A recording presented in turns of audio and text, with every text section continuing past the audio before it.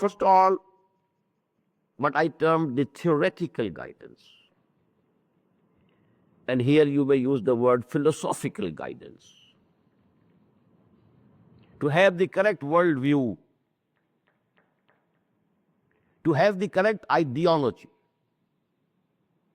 to have the correct Weltanschauung is a term of German philosophy. The worldview. What do you think about yourself? What do you think about this universe? What do you think about life? What do you think about knowledge? What do you think about good and evil? What do you think about human beings? Are they only animals or something else? Basically something else? Qualitatively something different? Or only quantitatively at a little higher plane of evolution? These are the basic questions of the philosophy. Now, to have the right answers to all these questions, that's the first stage. This we call theoretical or philosophical guidance. For this, as we have discussed, the basic faculty is there in the human nature, inbuilt in it. Who was Luqman? Who was Barqa bin Nawfal? Who was Salman Farsi? Were they prophets?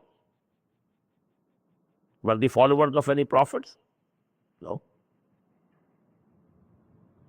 They followed their nature. Unpolluted, unperverted, unimpaired human nature. Fitra. كل مولود يولد على الفطرة فأبواه يهودانه أو يمجسانه أو ينصرانه. As I quoted and translated in the yesterday, sessions. فطرة الله التي فطر الناس عليها. This guidance is there inbuilt in human nature. But to add to its depth, to make it a conviction, Wahi and prophets and the books of Allah, the light that comes from Him, they add to it. They add to its intensity, its depth. Number 3, some of the details regarding this basic theoretical guidance cannot be had without the prophets. The guidance coming through angels, that we can't know without the prophets, without Wahi. This resurrection, the details, all human beings will be resurrected. They will have to stand before their Lord on the day of judgment. Then there will be some weighing of the deeds. Then there will be verdicts will be passed. Judgments will be given. And what will be the details of the paradise? What are the details of the hell? All these things we can have only, not through our nature. These details we can have only through the prophets, through the Wahi, through the revelation. So this is the first part, theoretical or philosophical. This guidance, the sum total of this guidance we call Iman. Now comes, the practical guidance. This can also be subdivided into 2 parts. Guidance at the individual level. What is good, what is evil. This is also present in the human nature. وَنَفْسٍ وَمَا سَوَّاهَا فَأَلْهَمَهَا فُجُورَهَا وَتَقْوَاهَا.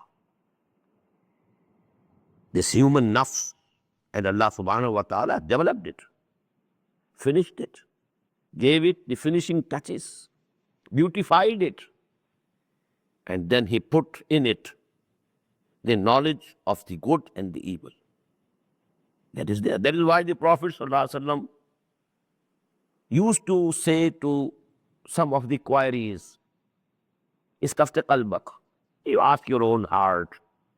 Your heart would tell you whether to go this way or that way. Istafti qalbak. And in some of the hadith, there is an additional wordings, Walau aftak al-mufti. Although the Mufti might give you a verdict that is okay, but the real Mufti is in your heart. Ask him. He will lead you to the right decision. And let me mention here, Kant, because I've been mentioning him, is the father of modern Western philosophy. A very beautiful sentence of his. There are two proofs of the existence of God: the starry heavens above and the moral law within.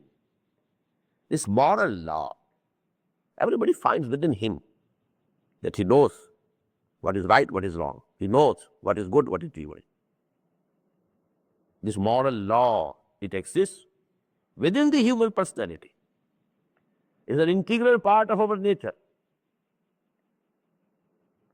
But you know, as we have seen, sometimes emotions can overtake a person. And even with the best intentions, he can become unbalanced.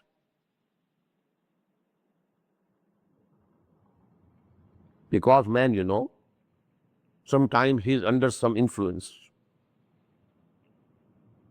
As I told you, Abdullah ibn Amr ibn al-As used to stand whole the night, throughout the night, not sleeping, not giving his wife any company, any time,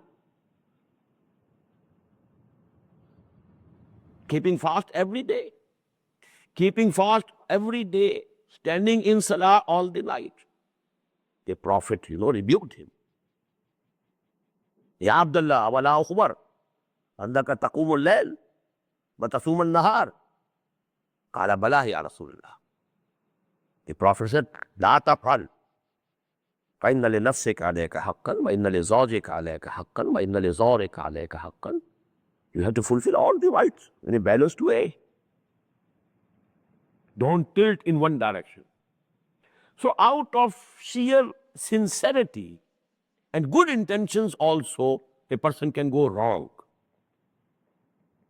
Hence the need for a model, which we discussed in detail when we were discussing Ayat al-Bir. The model we can get from Nabi. The balanced person. He led a full family life. He gave all the wives their due, their rights, fulfilled them.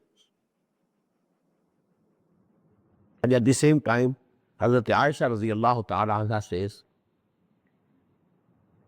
that it used to happen that the Prophet was with us,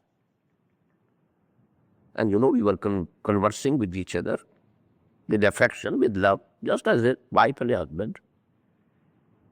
But when the sound of azan came, he used to go, instantaneously leave us, as if he didn't know us who we are. This is the balance. Now it is called from Allah, I have to leave. So actually this balance, I feel personally, it's the biggest miracle of Muhammad sallallahu alaihi wasallam. To be so balanced. He led a full life, fulfilling all the conflicting rights. So that is the need at personal level also. Although the knowledge of good and bad is inherent in the nature. But to be able to balance all these things, you need the guidance of the Prophet. And now come to the second part of the practical guidance. I discussed it last night also. And that is the social order, the political system, the law, the family laws, the economic system, the system of distribution of wealth. It is here that man commits mistake. And here, you know, a very small mistake produces grave result. A balanced system of life based on fair play, justice, no repression, no exploitation. There should be freedom, but within the limits of the Sharia. No repression of man by man, but sovereignty of Allah to be accepted. Man shouldn't govern man. Man shouldn't rule man. Kunu ibadallahi ikhwana. Beautiful words of the Prophet. Oh, human beings, all of you should become bondsmen to Allah and brother to each other.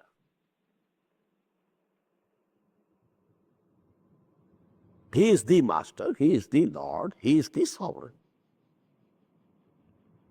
You become bondsmen to him, all of you, and brothers to each other. Kunu ibadallahi ikhwana. Brothers to each other, equal in every respect. La fazla li arabiyyin ala ajamiyyin, wala li ajamiyyin ala arabiyyin, wala li ahmara ala aswada, wala li aswada ala ahmara illa bit taqwa. No Arab has any superiority over non-Arab. No non-Arab has any superiority over any Arab.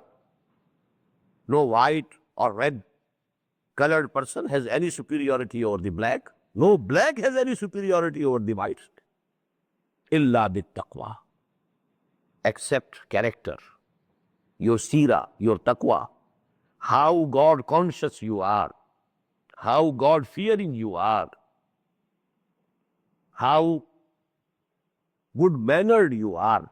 And that is the criterion. That's the criterion in the eye of Allah. So actually the social system, the political system, the economic system particularly, that is the dire need of humanity, to have a balanced social system based on justice. Just social order